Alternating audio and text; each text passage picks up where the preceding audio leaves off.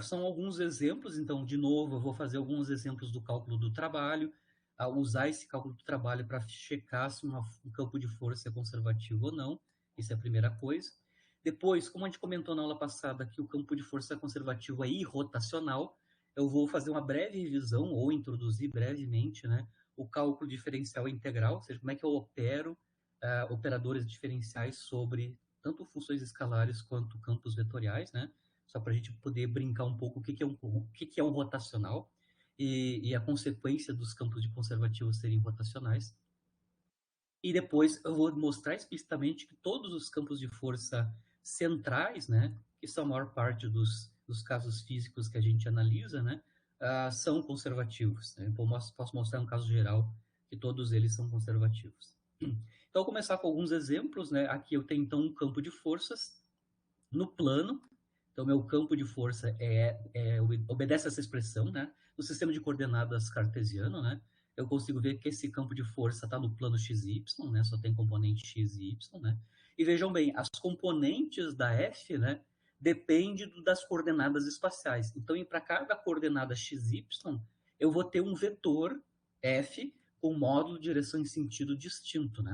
Eu até posso mostrar como é que fica as linhas de força, né? As linhas de força daquela expressão do campo, tá? Aqui eu estou só mostrando alguns pontos do espaço, né? Por exemplo, aqui, essa parte aqui seria x igual a 0 e y variando de 1, 2, 3. X igual a 0, né? Os campos de força só apontam na direção e chapéu, como y é positivo e crescente, eles vão sempre apontar para a direita. Então, eu só estou mostrando que essa expressão da F corresponde a essas linhas de força aqui. É um redemoinho, né, de linhas de força quando o campo de força tem essa cara aqui, né, espacial. E aí eu quero fazer duas coisas, né? Primeiro, determinar se esse campo aqui é conservativo ou não, né? Usando a nossa última definição de campo conservativo que a gente viu na aula passada, que para ser conservativo ele tem que ser irrotacional, né? E depois eu vou calcular o trabalho, né? Para mover uma partícula dentro desse campo, né? Sobre um semicírculo de raio 1 superior, certo? Obviamente aqui então eu vou calcular o trabalho como uma integral de caminho, né? Como a gente viu na aula passada. Então, começando para a primeira parte, ver se esse campo de força é conservativo ou não, né? Lembrando que para eu saber se um campo é conservativo ou não, sabendo a expressão dele, né? Eu tenho que calcular o rotacional desse campo de força. Aqui está o símbolo do rotacional, né? Operador nabla, produto vetorial com o campo de força. Eu já vou explicar quem são essas quantidades, né? Mas antes, lembrando de álgebra linear geometria analítica, né? Se eu quero calcular o produto vetorial de dois vetores AB, né? Isso pode ser calculado de forma rápida, né? Uma forma mnemônica, né? Através do determinante, né? Determinante de uma matriz 3x3, no caso já é o 3D, né? Onde a primeira linha dessa matriz 3x3 são os vetores unitários no sistema de coordenadas cartesiano, se eu estou trabalhando no cartesiano, né? A segunda linha são as componentes cartesianas do primeiro vetor do produto vetorial, e a terceira linha são as componentes cartesianas do segundo vetor no produto vetorial. Vejam bem, o rotacional, no final das contas, é um produto vetorial de duas quantidades, né? Do operador nabla ou del e o vetor campo vetorial, né? Só para lembrar o que é o operador nabla ou del, né? O operador nabla ou del, se vocês nunca ouviram falar, né? Eu posso pensar esse operador diferencial, porque ele faz derivadas, né? Então, é um operador diferencial. Eu posso pensar ele em coordenadas cartesianas como um vetor, né? Um vetor em coordenadas cartesianas, cujas componentes, ao invés de ser escalares, né, são derivadas parciais, né, derivadas parciais em cada uma das direções cartesianas, né. Então, o vetor Nabre-Bel, no sistema de coordenadas cartesianas, é um vetor cujas componentes cartesianas são as derivadas parciais relativa a cada uma dessas coordenadas cartesianas. Mas eu posso encarar ele como um vetor. Bom, então, calcular o rotacional desse campo de força é calcular esse produto vetorial aqui, na habla com F, né? Bom, para fazer isso, então, usando a definição aqui de produto vetorial, né? Eu vou calcular, então, o determinante da matriz 3x3, primeira linha, os versores, segunda linha, as componentes cartesianas do primeiro vetor, que é o vetor nabla, né, que são as derivadas parciais, del x, del y, del z, e a última linha da minha matriz 3x3 são as componentes cartesianas da força, né? Lembrando que a força aqui é um pouco mais simples, ela só tem componente x e y. A componente x é y e a componente y é menos x. E aí, só jogar aqui, né? Aqui eu estou colocando explicitamente. Claro, aqui eu estou só mostrando como é que eu calculei o produto vetorial, né? Como é que eu calculo o determinante daquela matriz. Vocês façam o determinante como vocês sabem, né? Eu aprendi a calcular determinante há 20, 30 anos atrás, né? Mas calcule o determinante. Claro, o que a gente vai precisar, no final das contas, é colocar aqui explicitamente na última linha, né? As componentes x, y e z, né? Componente z da f é zero, né? Porque ela tá no plano xy, né?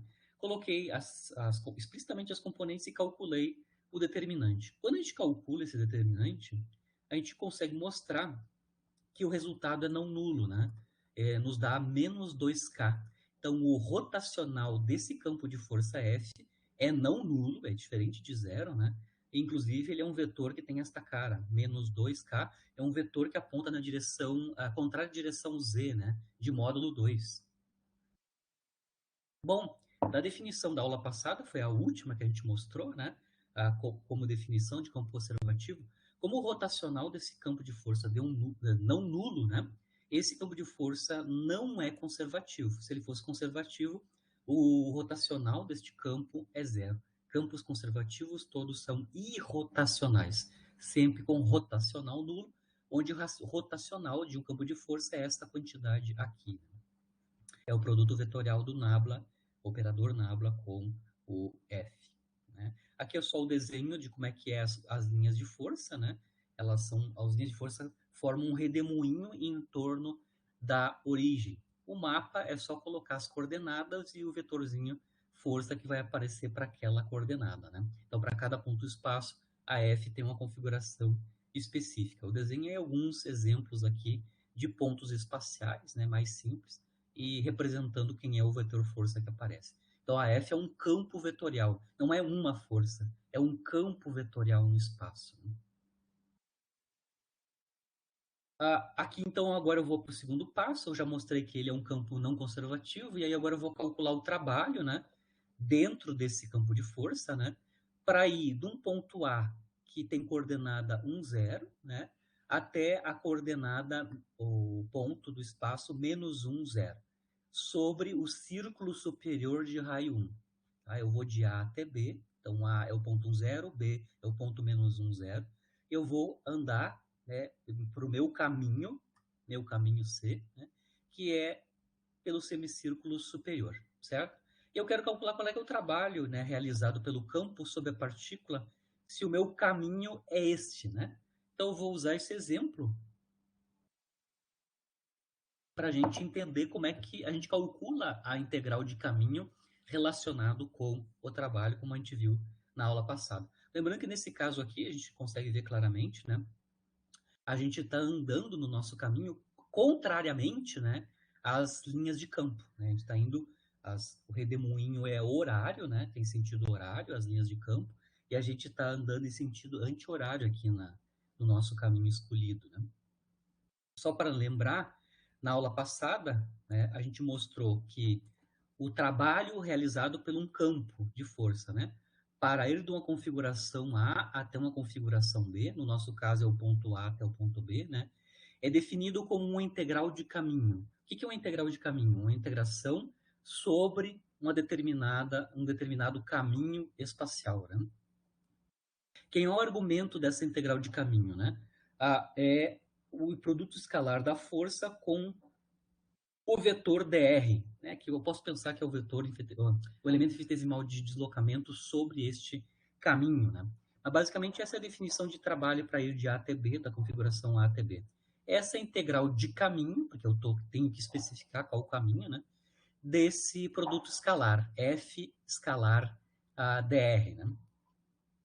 Obviamente, se a gente tem força constante, né, a gente vai obter o caso que a gente já conhece, que o trabalho é F delta x, né, no caso unidimensional, né, porque a força sai para fora desse produto escalar e a gente integra em dr, dando o tamanho da trajetória, o tamanho do caminho. Né?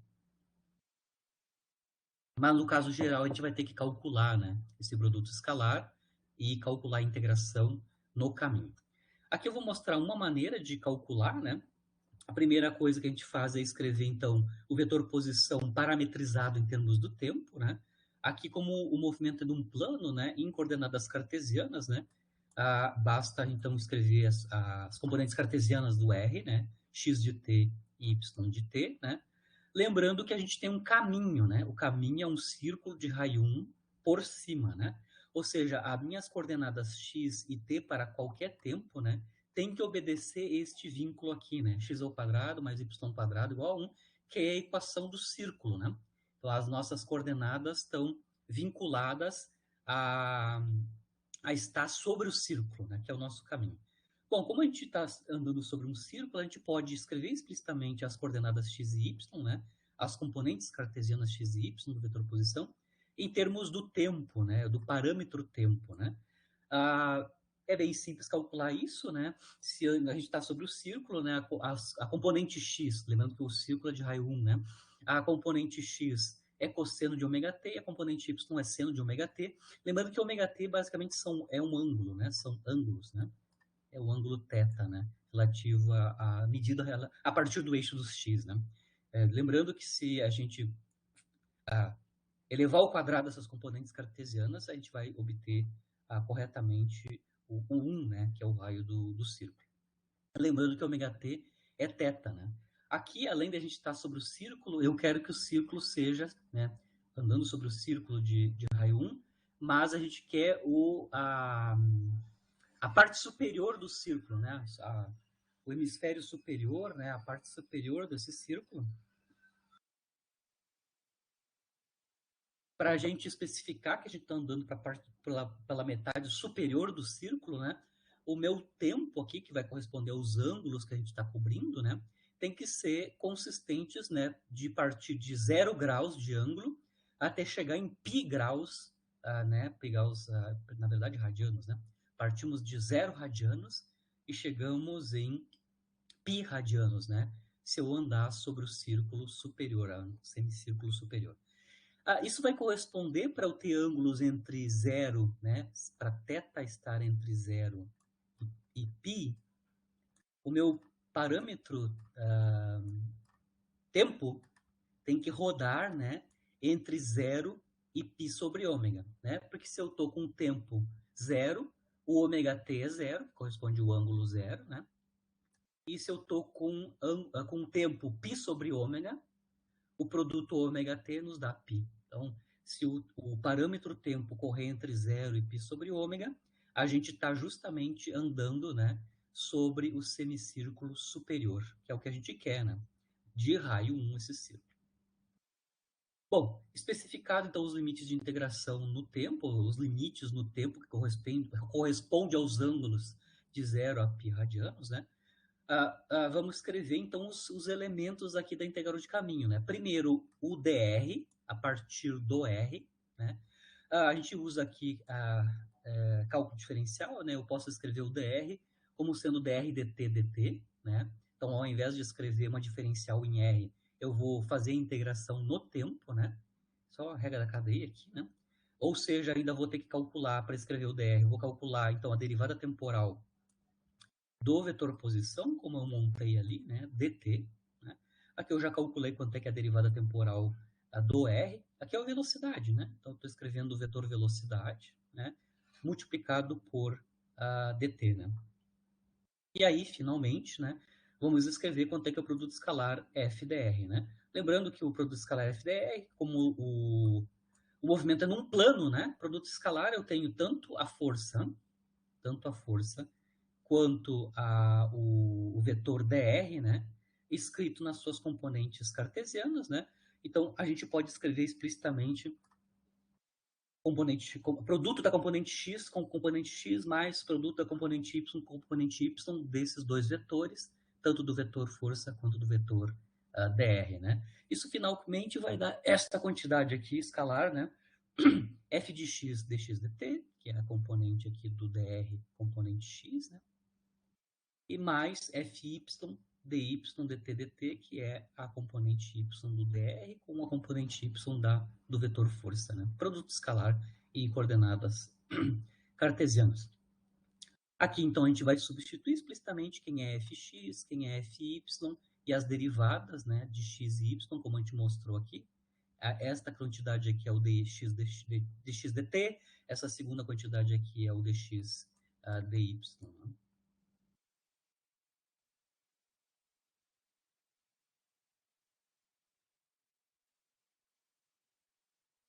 A primeira quantidade é o dx dt, e a segunda é dy dt. Né?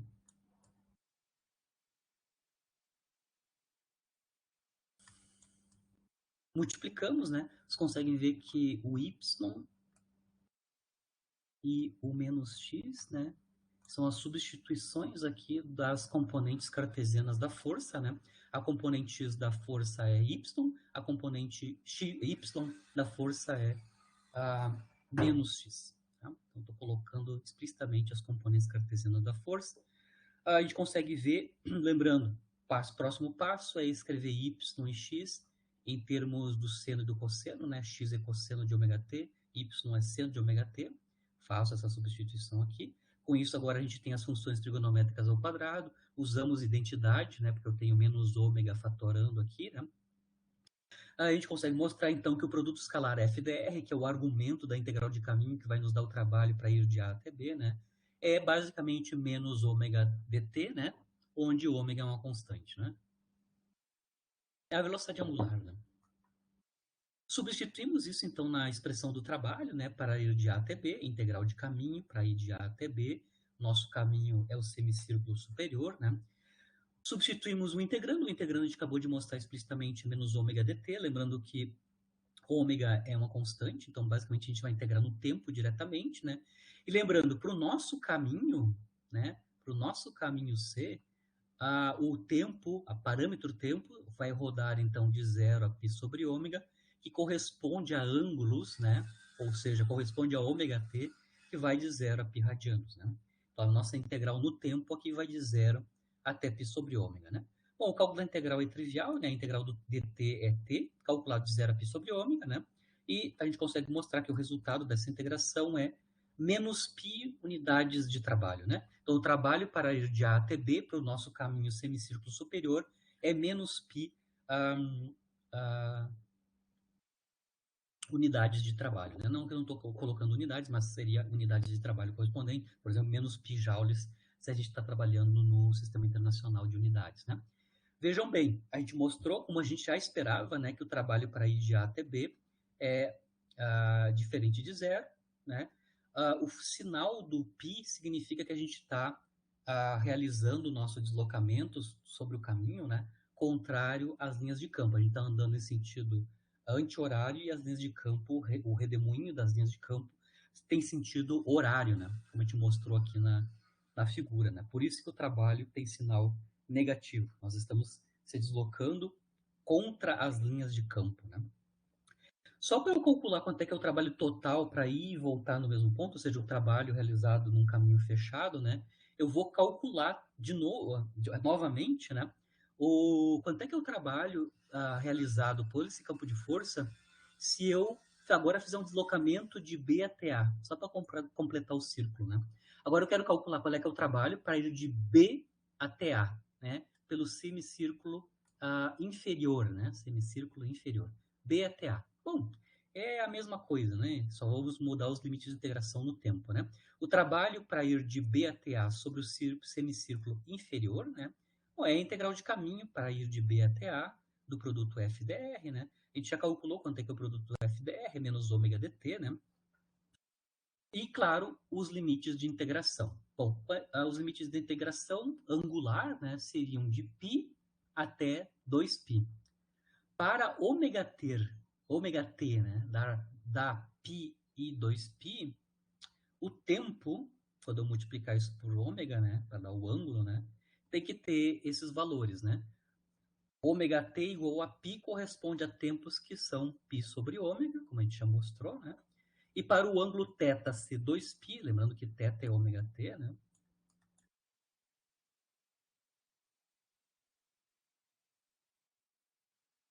ou o tempo correspondente ao ângulo 2π é 2π sobre ômega, né? Quando eu multiplico por ômega esse tempo, eu vou obter um ângulo que é de 2π. Então, a única coisa que mudou aqui quando eu estou calculando o trabalho, indo pelo semicírculo inferior, né, de B até A, ou seja, de π radianos até 2π radianos, é a troca dos limites de integração. É tão trivial calcular de novo a integral do tempo, né? Limite superior menos o limite inferior. E a gente calcula e, obviamente, nós obtemos novamente, né, a mesma quantidade de trabalho, né? Menos π. Por quê? Porque a gente está, de novo, é sinal negativo, né? Nós estamos se deslocando contra as linhas de campo, a gente está andando em sentido anti-horário, e as linhas de campo são horárias, né?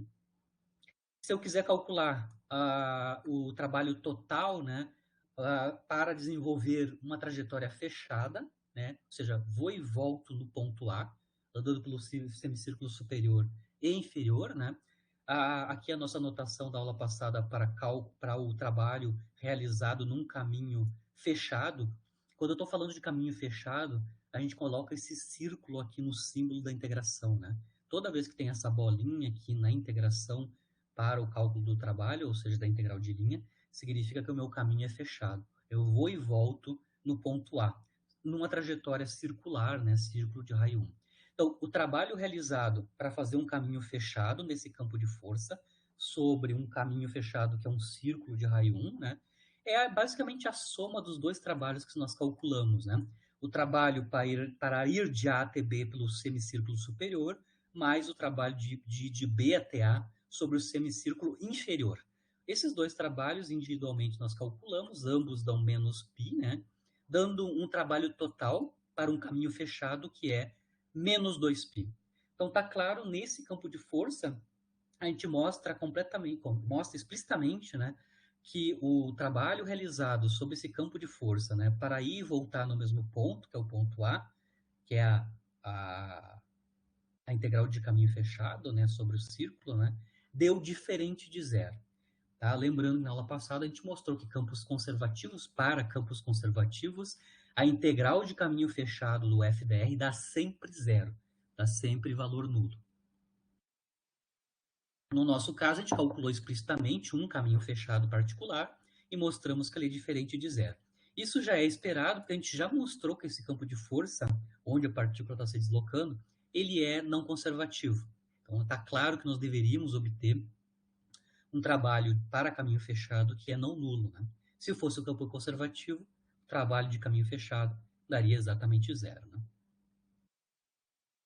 Ainda sobre cálculo de trabalho, eu vou continuar com aprender a calcular trabalho, né? Eu vou usar um outro campo de força que é bem conhecido, que é o campo magnético, né? O campo magnético B. Eu vou mostrar aqui rapidamente que o campo magnético não realiza trabalho sobre uma partícula carregada e que o movimento da partícula sobre a ação do campo magnético se dá com velocidade constante, ou seja, com um módulo da velocidade constante. Ou seja, são essas duas características do campo magnético. Claro, se o campo magnético, a força magnética for a única força resultante, né, sobre a partícula.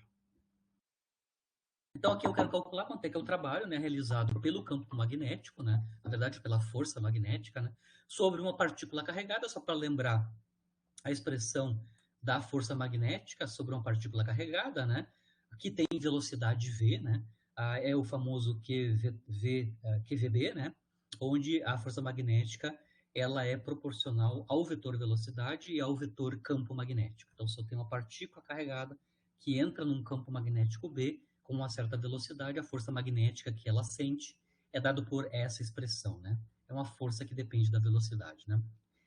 Bom, só para lembrar, o trabalho para ir de qualquer dois pontos do espaço, ou duas configurações espaciais, né?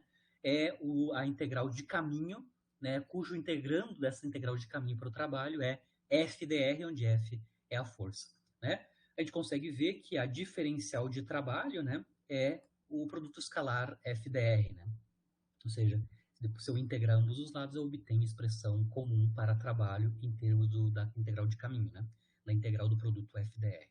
No nosso caso, eu vou calcular quanto é que é o elemento infinitesimal de trabalho, no caso, se a força é a força magnética. Então, no caso, Se a força magnética for a única força atuando sobre a partícula carregada, né, eu vou calcular então quanto é que é o elemento de trabalho devido à ação da força magnética sobre a partícula carregada. Isso é o produto escalar da força magnética com o vetor dr. A gente acabou de mostrar que usando a regra da cadeia, né, eu posso reescrever, né, o dr, o vetor dr, como sendo dr dt, né, regra da cadeia. E lembrando que dr dt é justamente o vetor velocidade instantânea, né? Então eu posso calcular o elemento infinitesimal de trabalho devido à força magnética como sendo o produto escalar força magnética escalar velocidade, vetor velocidade, diferencial no tempo. Agora eu vou checar quanto é que é essa quantidade aqui, quanto é que é o produto escalar da força magnética com a velocidade. Lembrando que a força magnética depende da velocidade, né? Aqui eu estou calculando explicitamente, né, F escalar V, né, ou seja, estou colocando a expressão da F, que é VB, né, que é produto vetorial V com B, escalar V. Esse produto escalar, no final das contas, quando eu coloco a expressão da força magnética, né, ele, na verdade, é um produto misto vetorial, lembrando da geometria analítica, né? Produto misto vetorial, por que é produto misto vetorial? Porque eu tenho um produto vetorial e um produto escalar, né? O produto vetorial me dá um vetor e esse vetor resultante do produto vetorial está sendo feito o produto escalar com a velocidade, né? Se vocês lembrarem da geometria analítica, produto misto vetorial obedece certas propriedades, né? E uma delas é essa daqui, né? Se eu começar então com o produto vetorial ABC, né? Misto vetorial, né? ABC, se eu fizer mudanças cíclicas nos vetores que estão no produto misto vetorial, né? Eu vou obter o mesmo resultado. O que eu quero dizer com isso? Se eu começar com ABC, isso é igual ao produto misto vetorial CAB ou igual ao produto misto BCA. Se vocês olharem aqui, eu estou fazendo mudança cíclica aqui na ordem ABC, né? Certo? Só para entender por que essas três quantidades são iguais, é porque basicamente, se a gente lembrar a forma mnemônica do produto misto vetorial, né? Ele é o determinante numa matriz 3x3, onde as linhas dessa matriz 3x3 são justamente as componentes cartesianas dos três vetores aqui no produto misto vetorial, do A, do B e do C, como eu estou mostrando claramente aqui. Se eu faço mudanças cíclicas nas linhas de uma matriz 3x3, o determinante é o mesmo. Então, por isso que eu posso assim mostrar que essas identidades aqui são obedecidas. No nosso caso, eu só vou usar essa propriedade para reescrever o produto misto vetorial original, né? Então, aqui eu tenho V, vetor B, escalar V. Fazendo uma mudança cíclica, né? Lembrando aqui, só para checar na minha historinha quem é o A, quem é o B e quem é o C, certo? ABC, ou seja, VBV, pode ser escrito como CAB, né? Então, quem é C é o velocidade, o A mantém A, que é a própria velocidade, e o B fica no final, B é o próprio campo magnético. Esses dois produtos mistos vetoriais são idênticos, né? Dão o mesmo resultado. Só que aqui com essa propriedade nós mostramos que o produto misto vetorial é nulo, né? Esse produto misto vetorial é nulo, porque aqui envolve o produto vetorial de dois vetores iguais, né? Que é o produto vetorial da velocidade com ela mesma, né? Isso dá zero, dá o vetor nulo, né? E a gente consegue mostrar que o produto escalar força magnética com V é nulo, lembrando que essa quantidade nos dá o trabalho, né, o elemento infinitesimal de trabalho. E aí a gente mostra claramente, então, explicitamente, né, que uma partícula carregada num campo de força que é dado pela força magnética, né, ou seja, uma partícula carregada sujeita a um campo magnético B apenas, né, tem trabalho nulo para qualquer deslocamento. Ou seja, a força magnética não realiza trabalho sobre a partícula carregada. Isso é uma característica geral das forças magnéticas, né, do campo magnético, né? Se o trabalho é nulo, né, se o trabalho realizado pela força magnética é nulo, a gente pode determinar algumas consequências disso, né?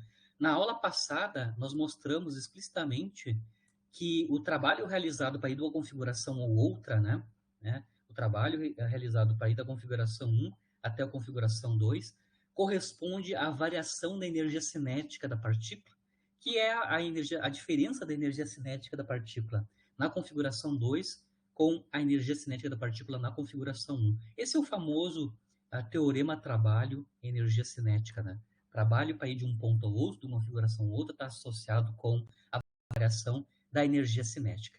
Bom, como a força magnética não realiza trabalho sobre a partícula carregada, né? A gente mostrou isso, porque para qualquer deslocamento o trabalho é nulo, né?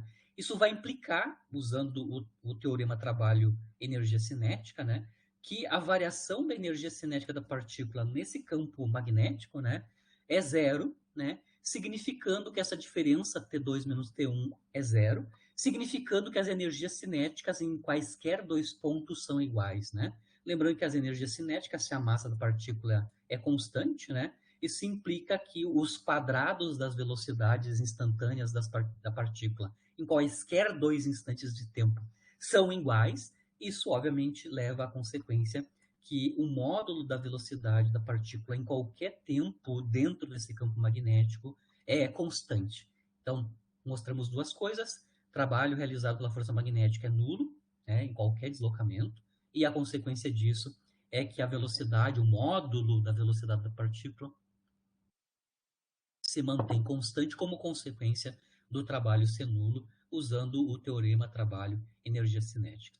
Eu vou mostrar de outra maneira, né, ainda sobre campos magnéticos, né, vou mostrar de outra maneira que o movimento da partícula se dá com velocidade constante, né? Então aqui não vou usar trabalho para mostrar isso, mas sim a própria cinemática, a própria dinâmica, né? Então eu vou mostrar aqui de novo que toda partícula carregada sob a ação de um campo magnético, né, realiza um movimento com módulo da velocidade constante, né? Lembrando que a força magnética, a gente sabe a expressão, ela depende da velocidade. Da segunda lei, né? Então eu estou usando dinâmica, né? A aceleração é diretamente proporcional à força magnética. Lembrando aqui que a única força atuando sobre a partícula aqui na minha análise é a força magnética, né? Bom, o vetor aceleração é 1 sobre a massa da partícula vezes a força magnética, né? Então, eu estou mostrando uma representação crua, né? Então, eu tenho meu espaço 3D, as linhas de campo aqui, por exemplo, minhas linhas de campo estão entrando no plano aqui, né? E a minha partícula de carga Q entra com uma velocidade V instantânea nesse campo, né? Só para mostrar um passo intermediário, eu vou mostrar então quanto é que é o produto escalar A com V. Ou seja, qual é que é o ângulo, né? Ou seja, qual é que é o produto escalar entre A e V, né? A aceleração com o vetor velocidade. É fácil de calcular porque, como a aceleração é basicamente proporcional à força magnética, o produto escalar A com V é proporcional ao produto escalar força magnética com V, que nós acabamos de mostrar que é zero. Então, eu consigo calcular rapidamente aqui que o produto escalar do vetor aceleração com o vetor velocidade instantânea é zero. Lembrando que se o produto escalar de dois vetores é nulo, significa que eles são vetores ortogonais, né? Então, eu consigo mostrar intermediariamente aqui que uma partícula entrando num campo magnético vai ter um movimento tal que o seu vetor aceleração sempre é perpendicular ao vetor velocidade. Isso é a primeira consequência, né? Eu vou brincar um pouquinho mais com essa propriedade, que os vetores a aceleração e velocidade são ortogonais, e vou reescrever o lado esquerdo dessa equação. Brincar um pouquinho mais quanto é que é esse produto vetorial, né? Então, eu quero saber quanto é que é o produto vetorial A com V. Lembrando que a aceleração é derivada da velocidade, do vetor velocidade, né? Na nossa notação compacta, A com V é vetor V ponto escalar V, né? Vetor V ponto escalar V. Então, A com V é esta quantidade aqui. Bom, eu quero determinar quanto é que é uma forma equivalente para esse produto escalar, tá? Então, vou fazer uma continha separada aqui. Primeiro, vamos usar a definição do quadrado da velocidade, né? Produto escalar V com V nos dá V2, né? Isso é o quadrado do módulo da velocidade da partícula, né? Se eu partir da definição do quadrado do módulo de V e derivar temporalmente ambos os lados, lembrando que o vetor velocidade, no caso geral, ele depende do tempo, é um vetor que depende do tempo, né? E também o módulo de V, né? É uma quantidade que, no caso geral, né? Depende do tempo. Só para entender, Vetor V é o vetor velocidade instantânea e V, que está aqui do lado direito, né, é o módulo da velocidade. Então, se eu vou derivar ambos os lados, se essas duas quantidades dependem do tempo, eu vou do lado esquerdo, vou ter a derivada do produto, V com V, e no lado direito, a derivada do escalar, da função, que depende do tempo, né, V quadrado. Bom, a derivada do produto na esquerda nos dá 2V ponto escalar V. Por quê? Se eu usar a regra do produto, eu vou calcular. Primeiro, derivo o primeiro vetor, mantenho o segundo, mais mantenho o primeiro, derivo o segundo. Ou seja, explicitamente essa derivada temporal usando a regra do produto seria V ponto escalar V mais V escalar V ponto. Isso é igual a 2 vezes V ponto escalar V. No lado direito, a gente deriva a função escalar V de t, né, ao quadrado. Né? Isso dá, regra derivada usual, né? Isso, regra da cadeia, né? Isso dá 2V, V ponto. Né? Lembrando que V é uma V de t. Né?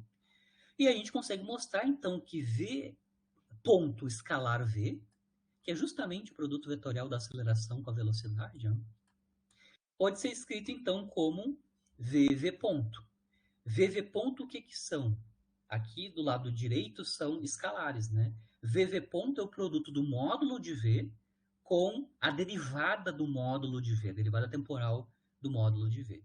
Então, a nossa consequência aqui de uma partícula carregada no campo magnético, né, é que o produto vetorial A com V é zero, ou seja, o vetor aceleração e o vetor velocidade são nulos. Eu consigo mostrar que isso é equivalente ao produto do módulo de V com a derivada do módulo de V, derivada temporal do módulo de V, e a gente mostrou que isso é zero, né, esse produto escalar é zero. A consequência disso é que V ponto tem que ser zero, né, para obedecer esta quantidade aqui, né? Lembrando que a partícula sempre tem velocidade, porque ela vai andar nesse campo, né? Então, o V aqui, o módulo de V é sempre não nulo, senão ela estaria parada, né? Isso, o produto escalar AV dando zero, implica que a derivada do módulo de V é zero. Se a derivada temporal do módulo de V é zero, significa que a módulo de V não tem dependência temporal. Isso implica, então, que o módulo de V é uma constante no tempo, né? Ela sempre é a mesma.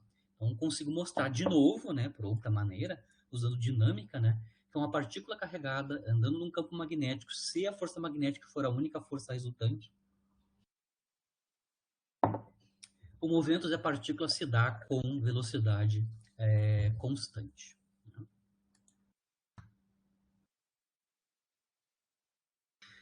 Agora, vou parar um pouquinho sobre exemplos de trabalho, né, e etc. E cálculo de trabalho com integral de linha, né? E voltar para a questão dos campos conservativos serem campos irrotacionais. Né? No início da aula eu calculei o rotacional de um campo de força e mostrei que o rotacional é nulo. Tá? O que eu vou tentar mostrar agora, fazer uma demonstração explícita, né, é que todos os campos de força centrais são campos de forças conservativos. Para mostrar isso, eu preciso mostrar que os campos de força centrais são todos irrotacionais, porque essa é uma definição para campo conservativo, né? Os campos de forças conservativos são irrotacionais. Então, para fazer a demonstração que todos os campos de forças centrais são conservativos, eu preciso aprender ou entender algumas manipulações, né, do cálculo vetorial, né?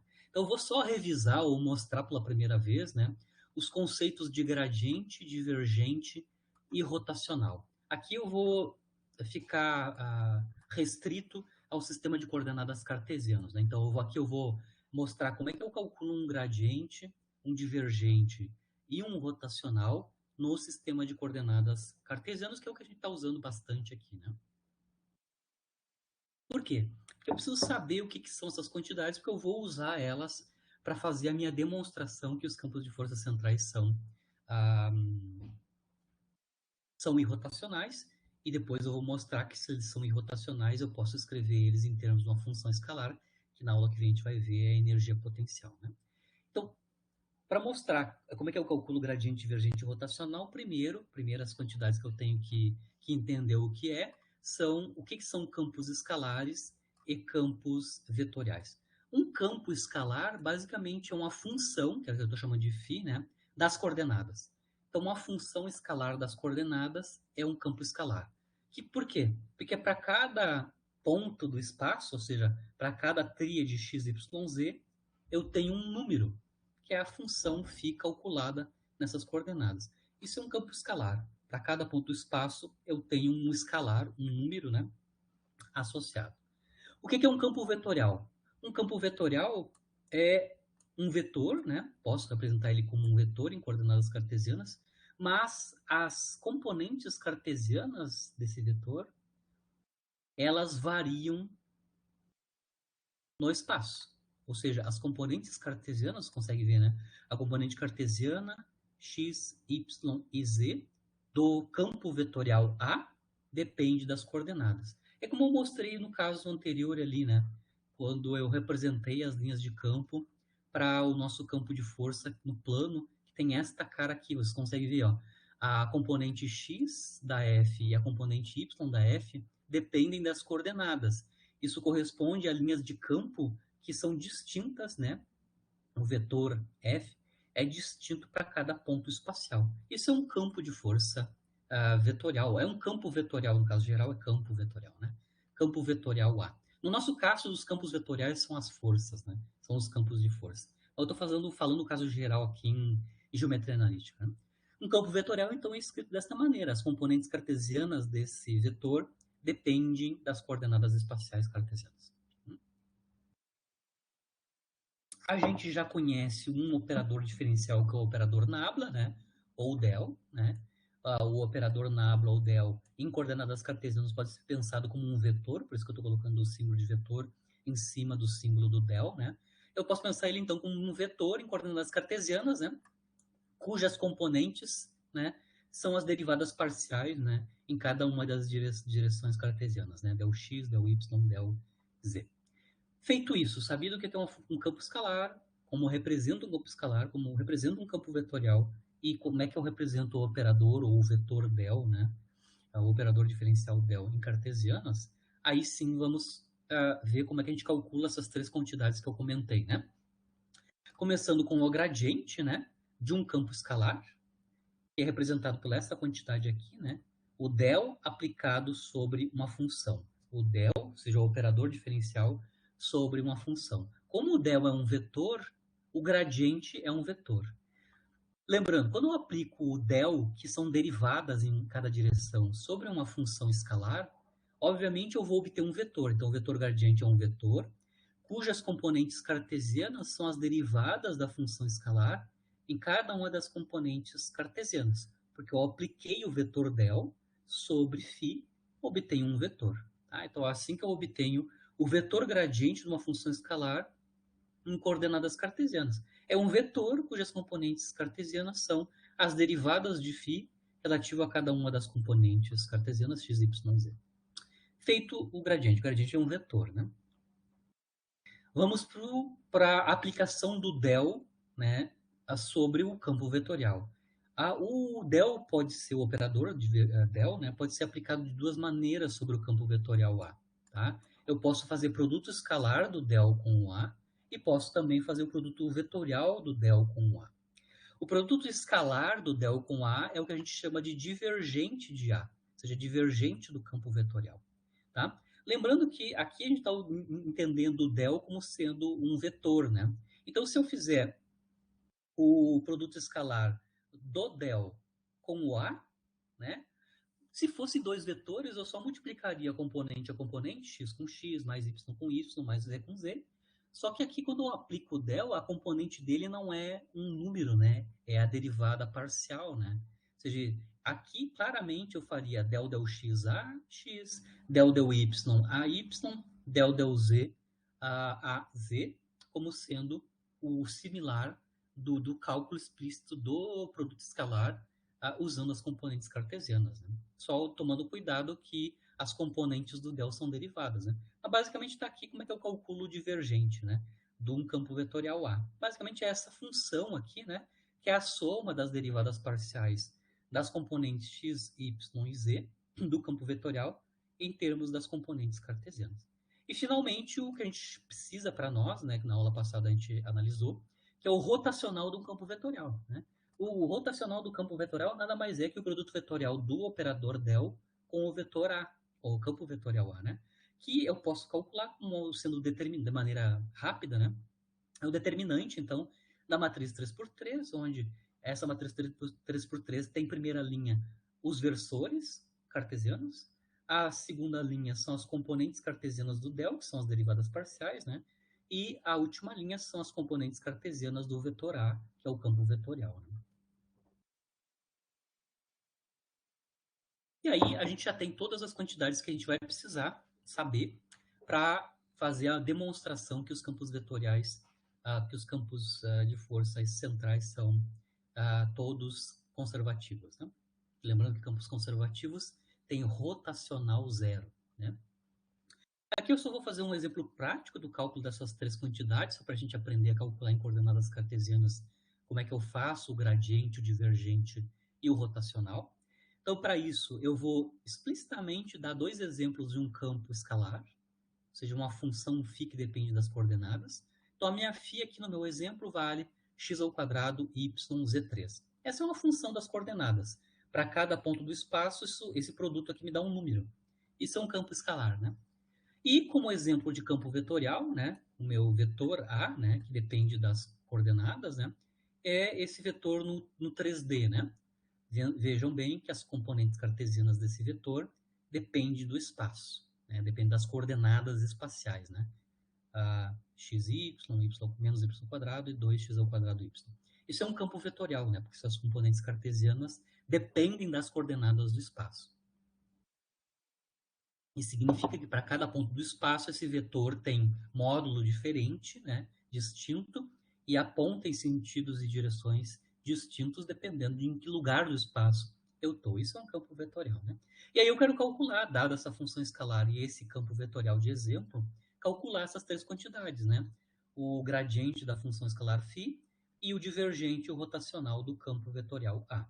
Vamos começar com o gradiente, né? O gradiente é um vetor cujas componentes cartesianas são as derivadas parciais da função escalar.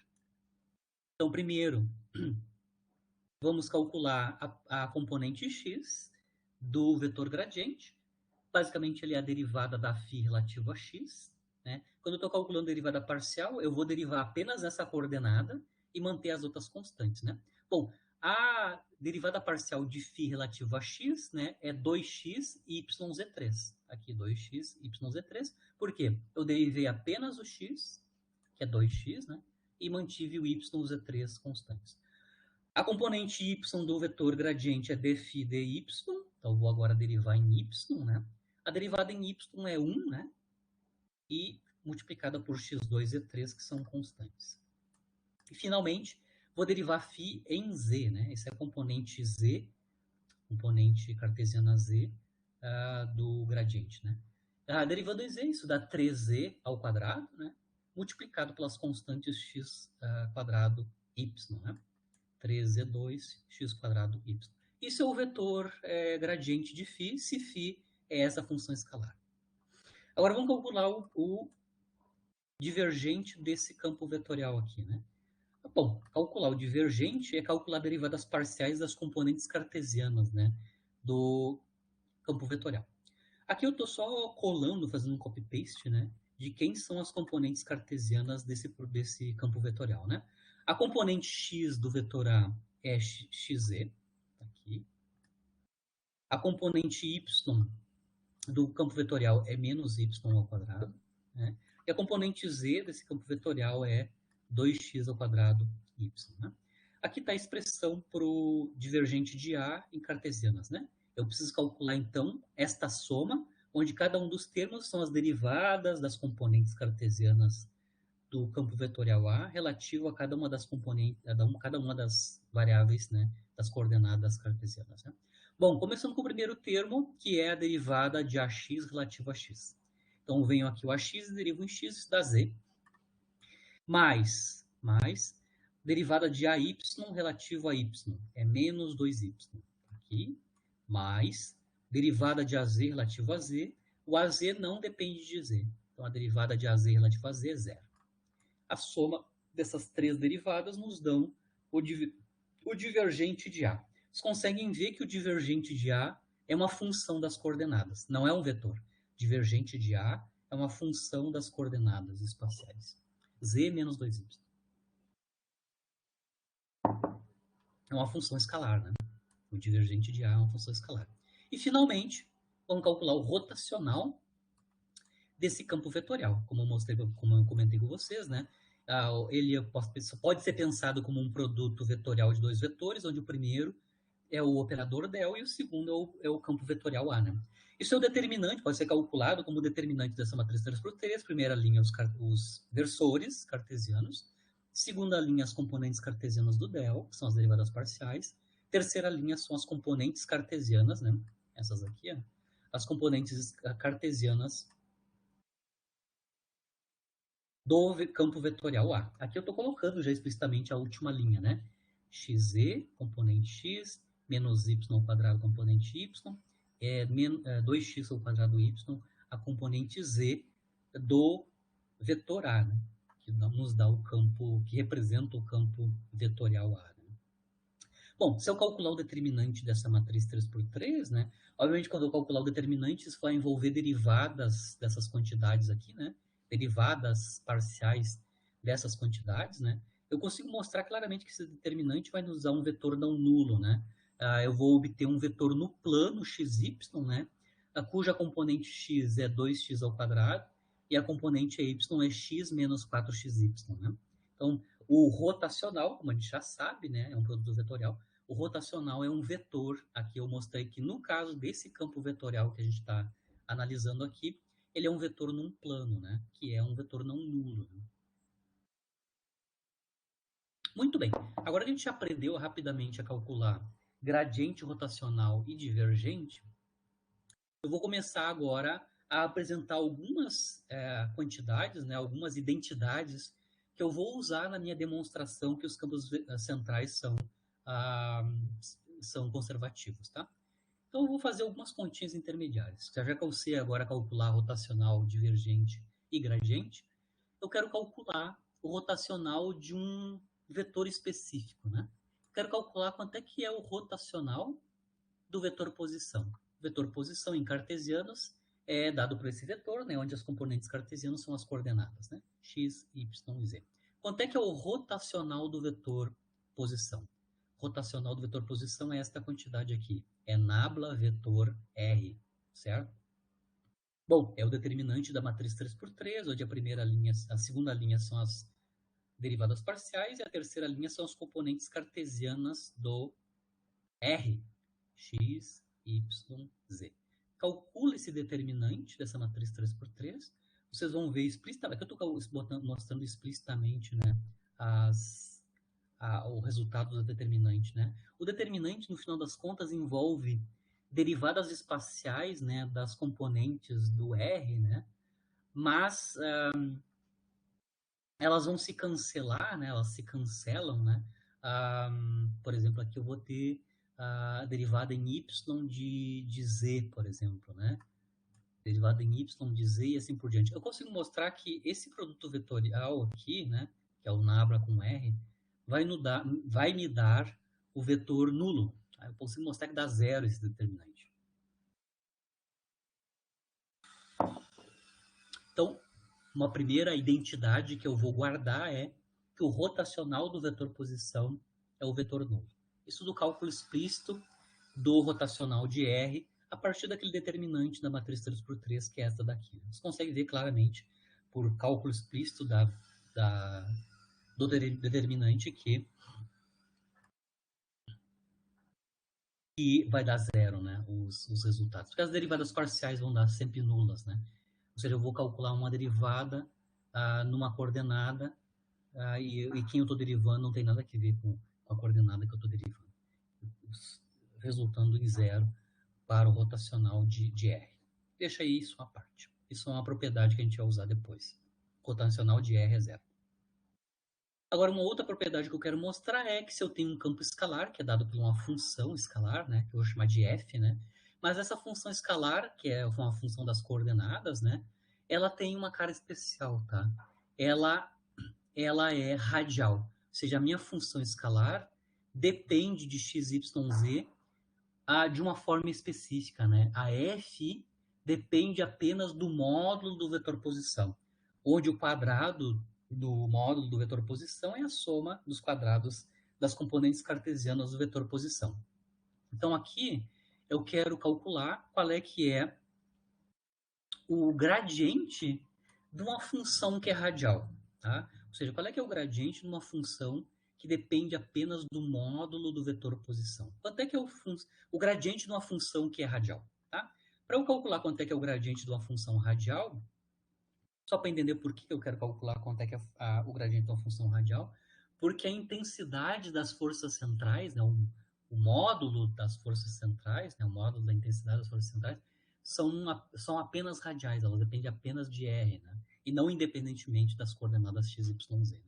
Então, eu quero calcular aqui explicitamente quanto é que é o gradiente de uma função que depende explicitamente de R, uma função radial.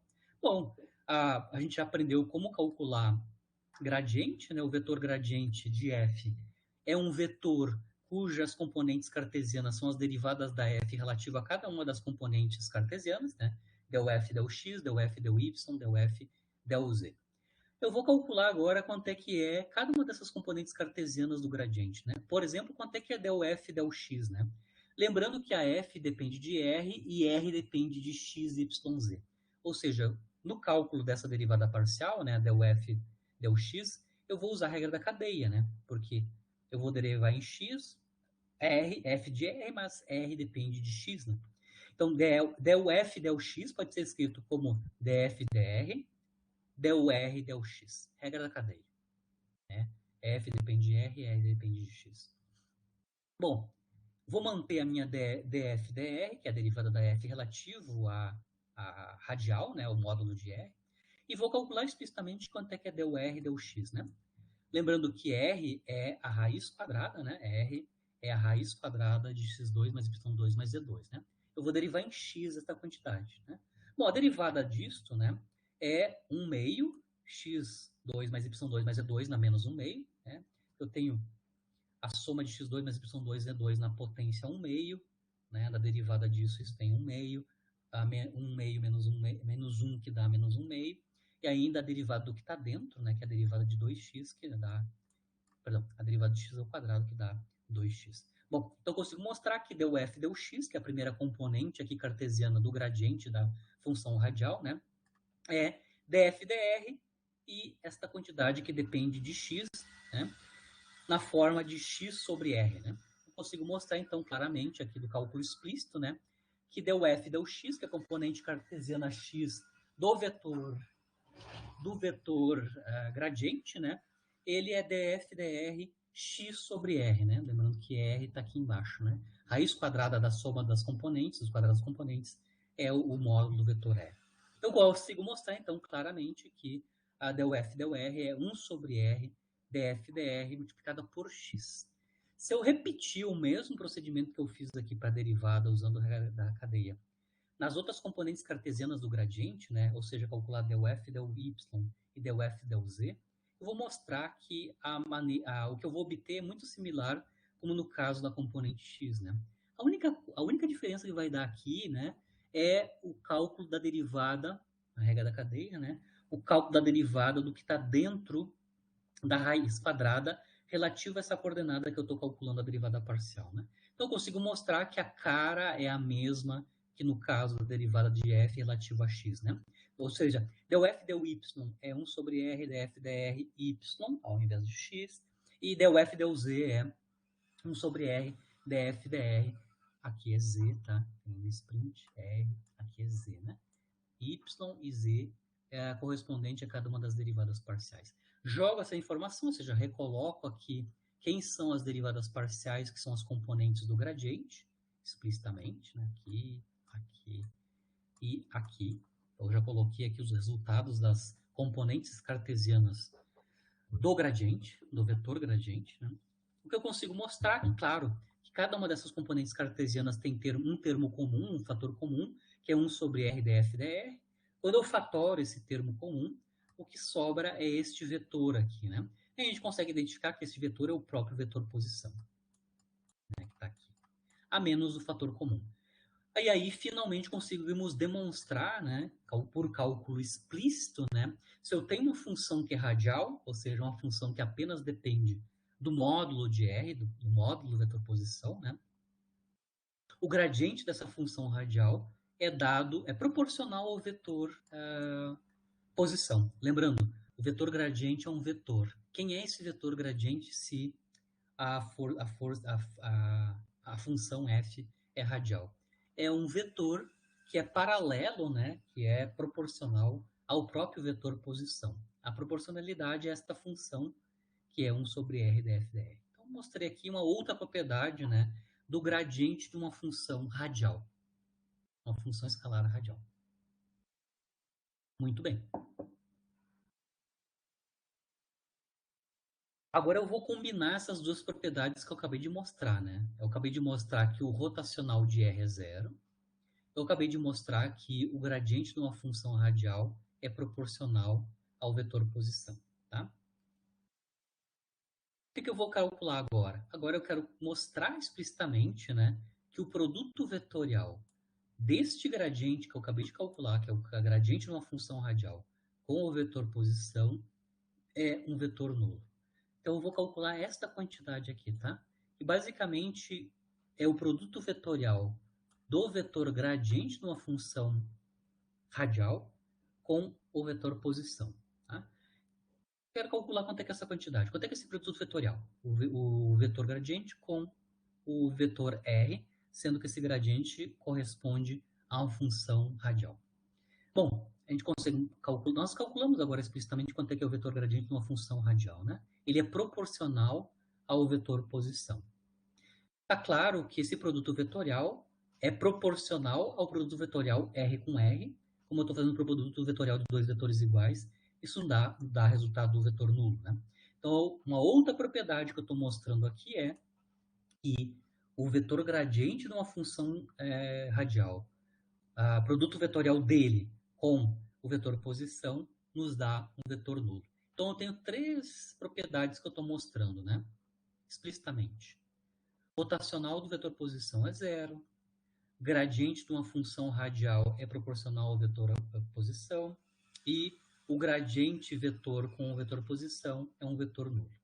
E aí eu estou com tudo pronto para mostrar que os campos centrais, né, os campos de força centrais, todos são conservativos. No sentido que eles têm rotacional nulo. Esses campos de forças têm rotacional nulo. Tá? Só para lembrar o que são campos de força centrais, eu vou dar dois exemplos particulares e depois a gente vai escrever de maneira geral o que é um campo de força central. Tá? Os campos de força central típicos que a gente conhece há bastante tempo, né, é a força gravitacional, o campo de força gravitacional e o campo de força eletrostático. Aqui eu só vou mostrar o caso onde as fontes são pontuais, né? Por exemplo, aqui eu tenho como fonte, né, que está localizada na origem, uma partícula carregada de massa M maiúsculo e carga Q maiúsculo, essa é a fonte do campo tanto gravitacional quanto do eletrostático. Tá? E eu tenho uma partícula de prova que está interagindo com essa fonte, né, que tem massa M minúsculo e carga Q minúsculo, né? A distância radial entre elas, né, entre a fonte e a partícula de prova é R. R é o módulo do vetor posição, né? O vetor R chapéu é o vetor unitário na direção radial. Só para lembrar, né, se eu estou calculando quanto é que é a força gravitacional entre duas partículas carregadas, onde a fonte está na origem, né, a gente tem a expressão da força gravitacional, no caso geral, né, dado pela lei da gravitação universal de Newton, né, que a força gravitacional, então, é produto das massas das partículas interagentes, né, aí inversamente proporcional à distância entre essas duas partículas, né, a distância radial entre essas duas partículas. A força gravitacional cai com 1 sobre r ao quadrado, né. A direção e o sentido desse vetor força gravitacional é como a gravitação é atrativa, né?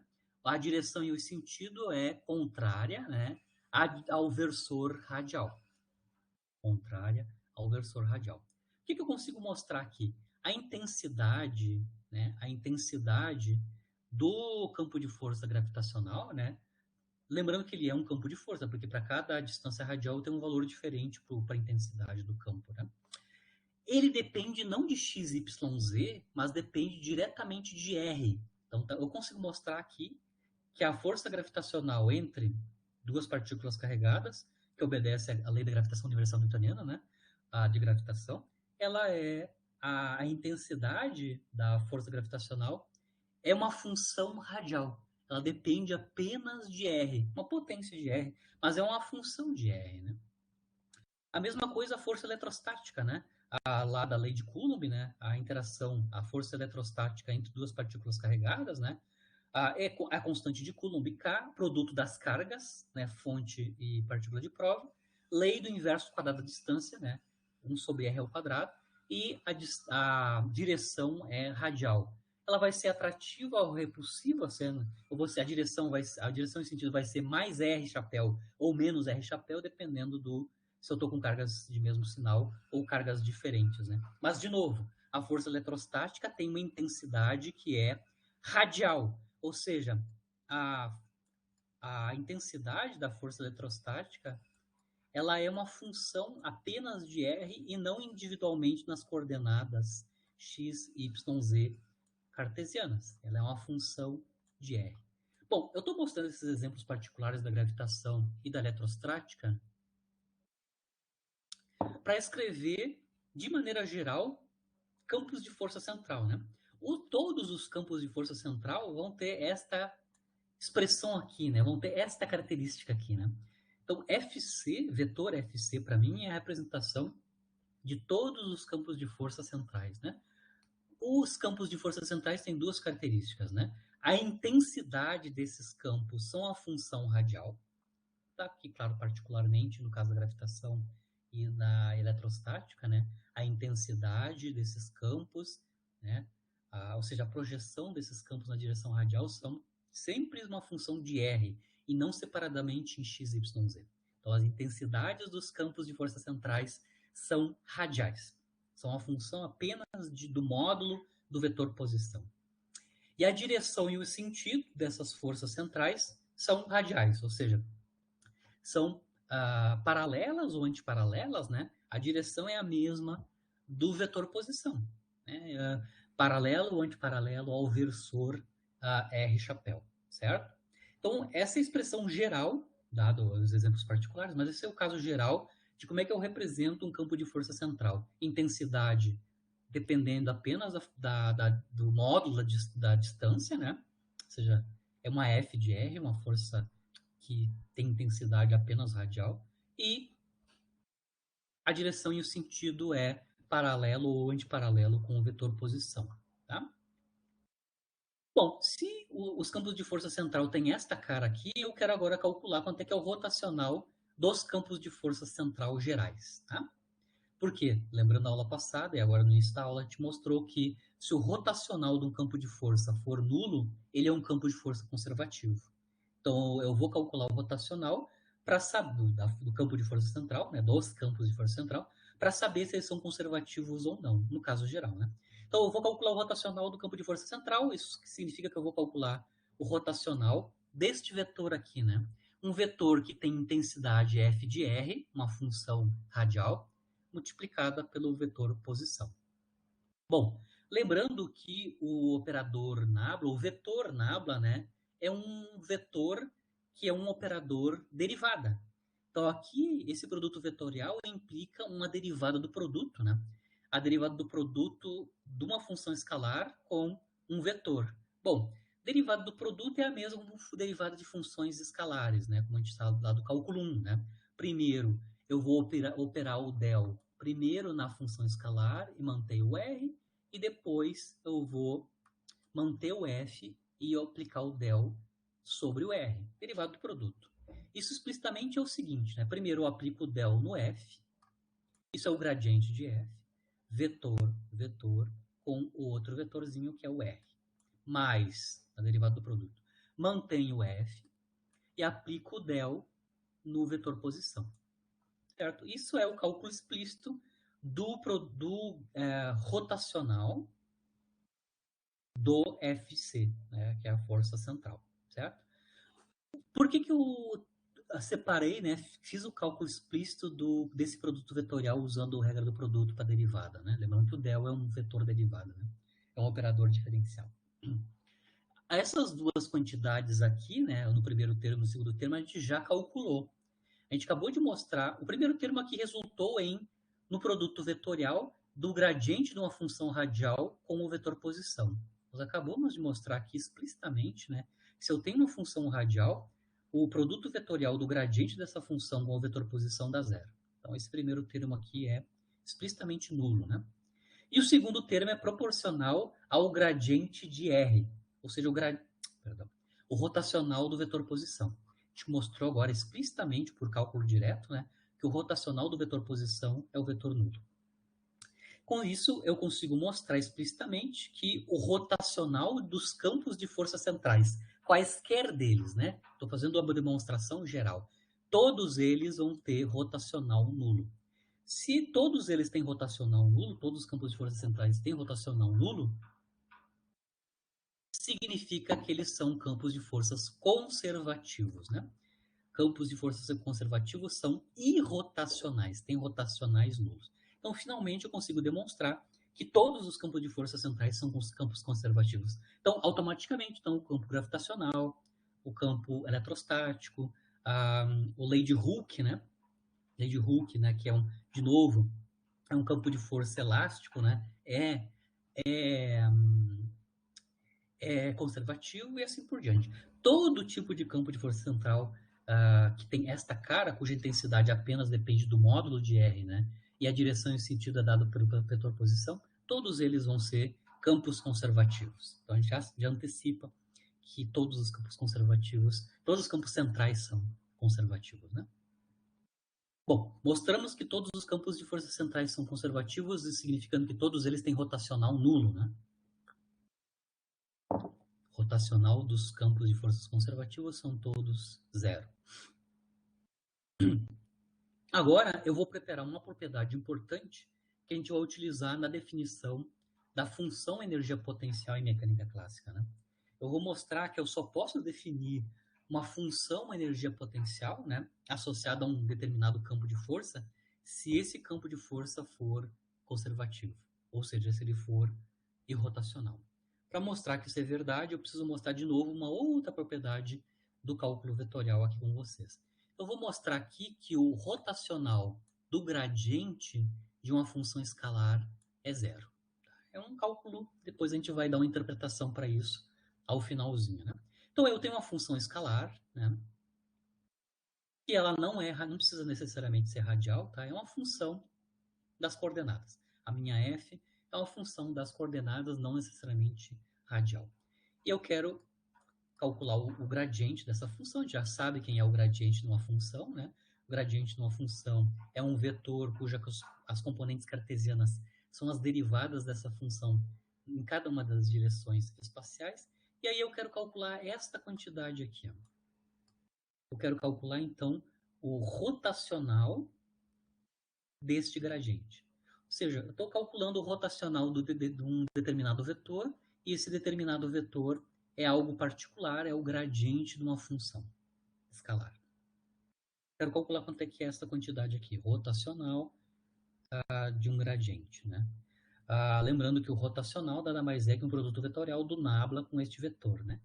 Se é um produto vetorial, a gente calcula desta maneira, né? É o determinante da matriz 3x3, onde a primeira linha são os versores cartesianos, a segunda linha são as componentes cartesianas do del, e a terceira linha são as componentes do último vetor, que são as componentes cartesianas, então, do vetor gradiente, né? Aqui. Del f, del x, del f, del y, del f, del z. Se eu calcular explicitamente quanto é que esse determinante aqui, né? Aqui eu coloquei já o cálculo explícito, né? Só para calcular esse determinante aqui, a gente tem que lembrar que a ordem de aplicação das derivadas parciais, quando eu estou, por exemplo, calculando del f, del x, del y, né? Isso é igual a del f, del y, del x. Ou seja, a ordem que eu aplico a derivada parcial é independente, significa que essa é a famosa igualdade de Schwarz, né? A ordem de aplicação das derivadas parciais, né, distintas aqui são independentes, né? Dá o mesmo resultado. Usando essa propriedade, eu consigo mostrar explicitamente. Eu fiz aqui para vocês o cálculo explícito do determinante, né? Vocês conseguem ver que eu tenho, dentro de cada uma das direções espaciais, né? Eu tenho uma quantidade nula multiplicando os versores, né? Eu consigo mostrar explicitamente, por cálculo direto, né? Que o rotacional do gradiente de uma função escalar é o vetor nulo. Certo? É essa propriedade. Isso é geral, tá? Para qualquer função escalar, ou seja, para qualquer função das coordenadas, o rotacional do gradiente dessa função que depende das coordenadas é sempre zero. Isso é uma propriedade geral do cálculo vetorial. Bom, por que eu estou demonstrando essa propriedade, né? A gente acabou de mostrar aqui, né, que o rotacional de um campo de força central é sempre zero. Eu estou mostrando aqui também que o rotacional do gradiente de uma função que depende das coordenadas, né, também é zero. Com isso, se eu combinar essa propriedade geral vetorial com a propriedade obedecida pelos campos de forças centrais, cujo rotacional é nulo, a gente consegue ver claramente que eu posso escrever, né, o campo de força central, né, comparando esta equação aqui com esta, a gente consegue mostrar que os campos de força central são equivalentemente escritos, né, podem ser equivalentemente escritos, né, como sendo o gradiente de uma função das coordenadas x, y e z. Tá claro, né? Porque o rotacional da força central, do campo de força central é nulo. Uma propriedade geral do cálculo vetorial é que o rotacional de um gradiente de uma função escalar também é nulo. Comparando as duas equações, eu consigo mostrar que os campos de forças centrais podem ser escritos como o gradiente de uma função escalar das coordenadas. Na aula que vem, a gente vai associar essa função escalar como sendo o negativo da função energia potencial. Mas fica claro que eu só posso construir uma energia potencial apenas para campos de força conservativa. Ou seja, para eu poder utilizar essa igualdade aqui, né, do cálculo vetorial e o fato que o rotacional das forças centrais é zero, né, é só dessa maneira que eu posso conectar força central com forças, né, forças conservativas ah, com com funções escalares, que é a função energia potencial. Aqui, claro, eu estou mostrando só forças centrais, né? Mas qualquer campo de força conservativo tem rotacional nulo. Isso significa que eu posso escrever qualquer campo de força conservativo como sendo o gradiente de uma função escalar, e essa função escalar está associada, então, com a função energia potencial. Então, na aula que vem, vou encerrar a aula de hoje aqui, na aula que vem, então, a gente vai partir daqui, né? Onde a gente vai mostrar como ponto de partida que as forças centrais, os campos de forças centrais e os conservativos, né? Isso é a mesma coisa, os centrais são conservativos, né? Todos os campos de forças conservativos podem ser escritos como o gradiente de uma função escalar, e a gente vai definir essa função escalar como sendo o negativo da função energia potencial. Definido a energia potencial associada com os campos conservativos, aí a gente pode construir energia mecânica, e dada a energia mecânica, a gente pode mostrar em que condições a energia mecânica vai ser conservada. A gente vai mostrar explicitamente na aula que vem que a energia mecânica vai ser conservada se a função energia potencial não depender explicitamente do tempo. Né? Lembrando que para ter função energia potencial, necessariamente eu estou tratando com campos conservativos. Né? Campos de força conservativos. Tá, pessoal? Encerro a aula de hoje, fico à disposição de vocês.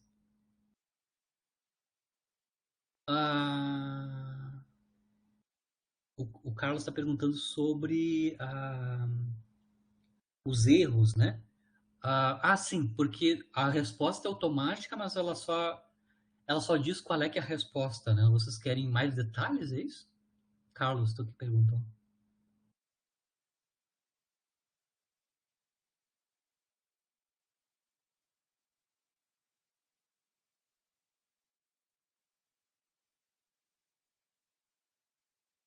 É que no Moodle, quando tu manda, né, tu envia as tuas respostas, automaticamente tu já vai saber se é certo ou errado. E se for errado, ele dá a resposta correta. Diz, é a questão errada, a resposta é tanto. Eu não sei qual. Se tu quer mais algum detalhamento.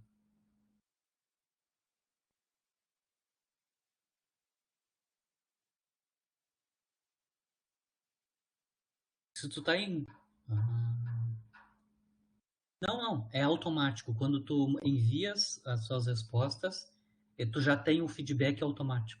Já vai saber se é certo ou errado, e inclusive é dito qual é que é a certa.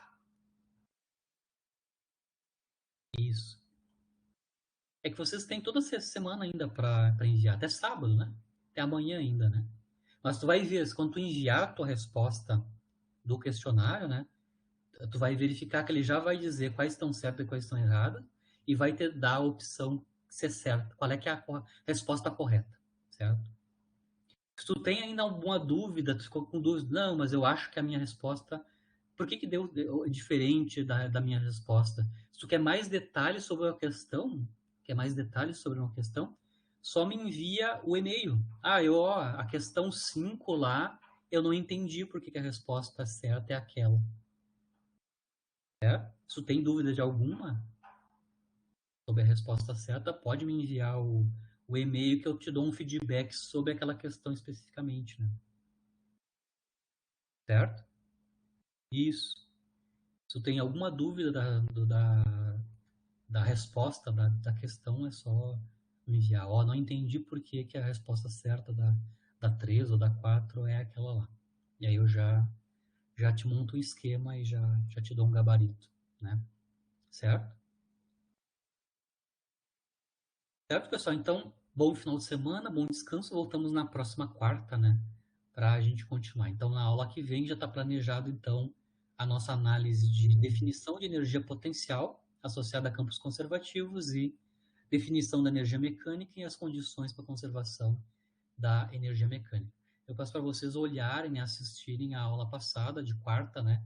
Que está no Moodle, tá? Que é onde a gente definiu força conservativa a partir da definição de trabalho, né? Como uma integral de caminho, tá? Peço que vocês olhem essa questão. Então, amanhã, meia-noite, fecha o questionário da semana passada.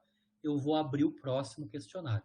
Então, o próximo questionário abre amanhã de noite e fica até o próximo sábado, né? As questões da semana dessa semana são essas duas aulas que a gente teve nessa semana, certo? Qualquer coisa me manda e-mail, tá? Manda e-mail ou por Moodle ou pelo e-mail direto ali, eu já respondo o mais rápido possível. Certo, pessoal? Bom descanso, bom fim de. Ok, Até quarta. professor. Até Obrigado quarta. pela aula. Até semana que vem. Tchau, tchau.